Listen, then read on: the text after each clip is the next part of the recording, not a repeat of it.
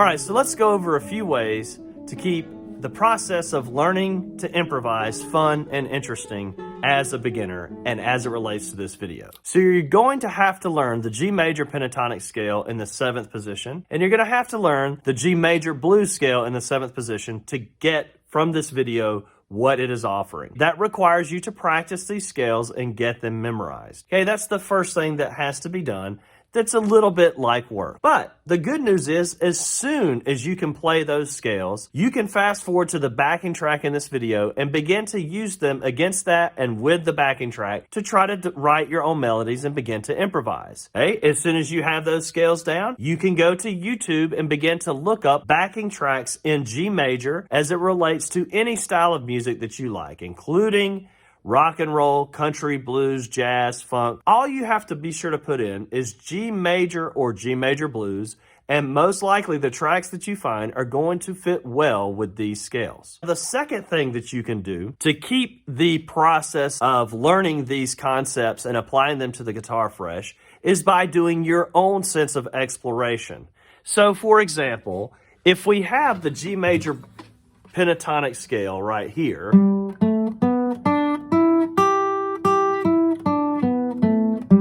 and we have the G major blues,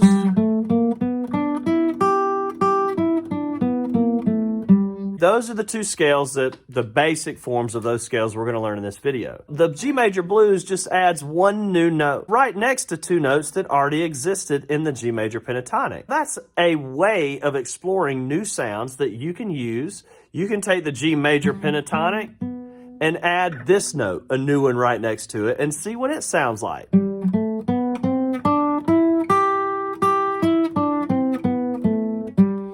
It sounds pretty good as a scale, so I can improvise maybe some with it.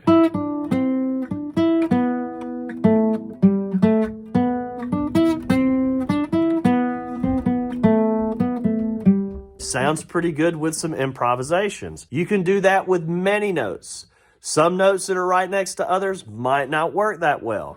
But this process of exploring the neck and bringing it into your own experience and finding things out for yourself is a fantastic way to personalize and make the process of learning to improvise and explore the neck your own thing. Yes, you have a little bit of guidance, G major pentatonic, G major blues, but you can take those ideas and expand on them. Videos from this series will look at the harmonies for C major and A minor as well, and if you have already expanded to some of those harmonies, you may be a step ahead.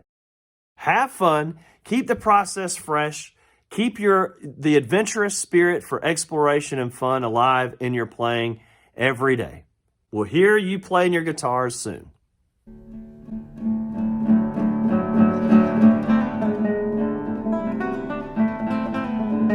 All right, so let's take a look at the G major pentatonic in the 7th position. First thing that we're going to look at is going to be the scale simply from root to its octave in the 7th position. So 5th string, 10th fret is a G, 4th string, 7th fret, 4th string, 9th fret, 3rd string, 7th fret, 3rd string, 9th fret, 2nd string, 8th fret. So that's from root to octave. Remember, you can slow this video down if you need to. So sometimes you'll grab that high G with your 2nd finger. Sometimes you'll want to grab it with your 1st. Depends on what you're doing in your improvisations. Okay, so I'm going to play it up and down now from root to octave, repeating the octave so that the rhythmic phrasing is correct.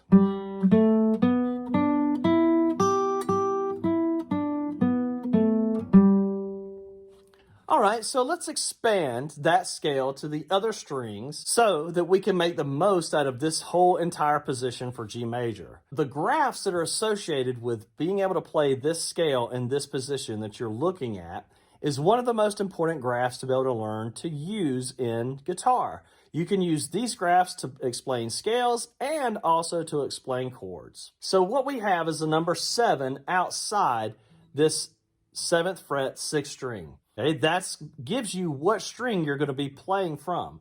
All of the notes, to keep it simple, all of the notes on the top of the graph are going to be played with the first finger, and all the notes at the bottom of the graph are going to be played with the third. So we've got 6th string, 7th fret, because we see the 7th out there next to it with your first finger. And then we're skipping 2 frets, going up to the 10th fret. Right? And then the next string is 7, 10. Again, it skips 2 frets. Then we have 7, skipping 1 fret to 9. 7, 9, 8, 10, 7, 10.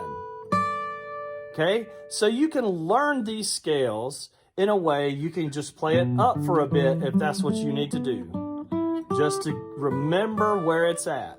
7, 10, 7, 10, 7, 9, 7, 9, 8, 10, 7, 10. And then learn it backwards. And if you just need to play it backwards some, just to get it, that will work and be just fine, learning this scale. Eventually, being able to go up and down is a very good idea. When you're doing this, repeat the top note so that the rhythmic phrasing will even out. And repeat the bottom note.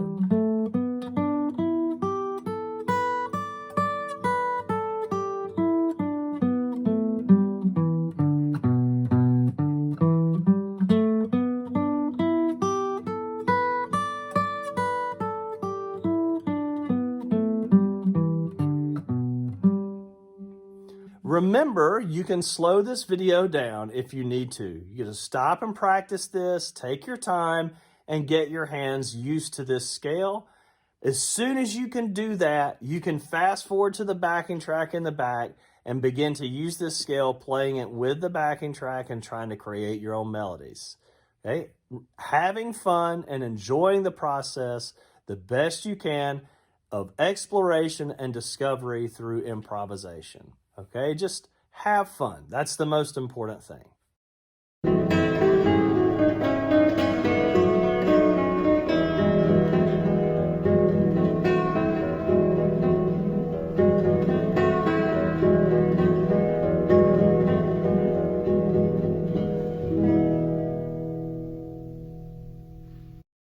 All right, let's take a look at the G major blues scale.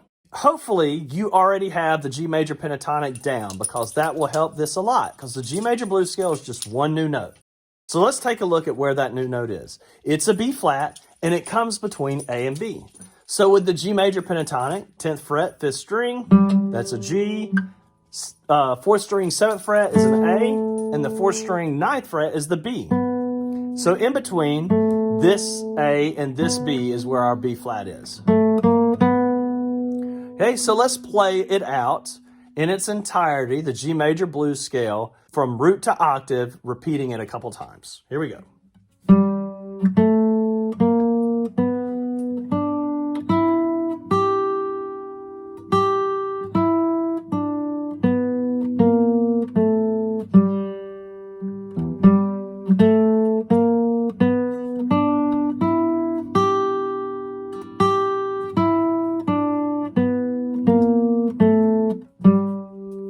Now, I recommend that you get to where you can play it that easily and that smoothly. It'll be very helpful for you, and I recommend you play it from root to octave so that you can hear the root G's on either end. The resolving harmony being at the bottom and the top of the scale really helps a lot. So let's expand what we know about the G major blues to the rest of the strings in the 7th position. Okay, you should see the graph, and it should have a 7 out next to, just like in the G major pentatonic. Except now we're going to add the B flat. This first note on the 6th string is a B natural, so the B flat's right before it. I recommend that you follow my fingering. So we're going to use the first finger to slide up like this. So we have 6, 7 on the 6th string, 10, 7, 10, 7, 8, 9, 7, 9, 8, and then right here is where it can get really very confusing. This is a G and an A here, so right above it is a B flat, And I could go from G, A, B flat to the 11th fret on the 3rd string up to this B. Or I could play the B flat here on the 1st string, not on the 2nd. I could go, which I actually like a little better.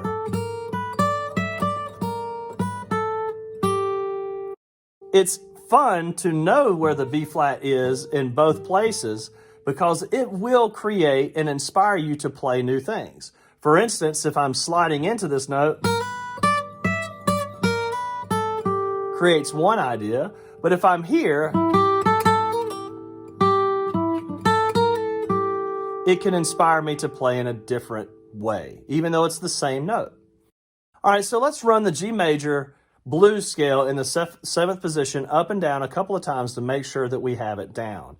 Okay, so the first time I run it, I'm going to play the B flat here on the 2nd string. This is not going to use the B flat here. It will on the 6th string, but not here on the 1st. So it's going to be B flat on the 2nd string.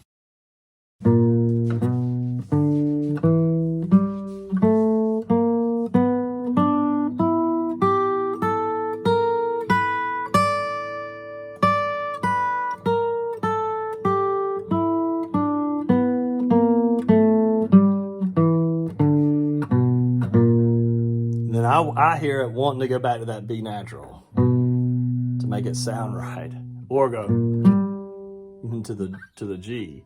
Now this time when I play the G major blues in the 7th position, I'm going to make sure that I play the B flat on the 1st string, not the 2nd. Here we go.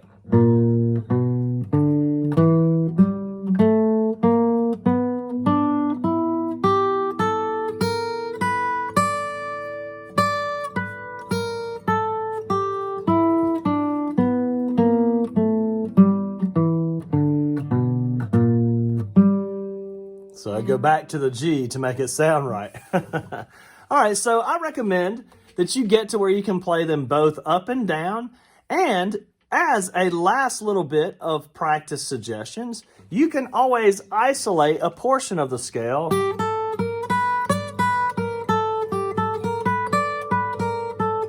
and just play that one portion.